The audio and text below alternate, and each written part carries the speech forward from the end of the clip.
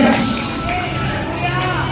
உன்னையும் உன் வீட்டையும், உன்னையும் உன் குடும்பத்தையும், உன்னையும் உன் வாழ்க்கையும் கர்த்தர் நிச்சயமாய் காப்பாற்றுவார்.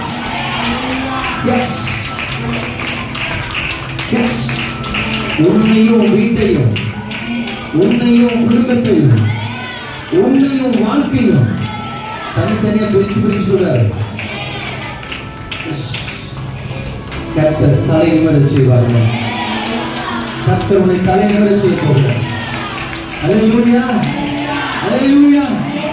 அவரை மகிமைப்படுத்தபடி கையை தட்டி சொல்றார்.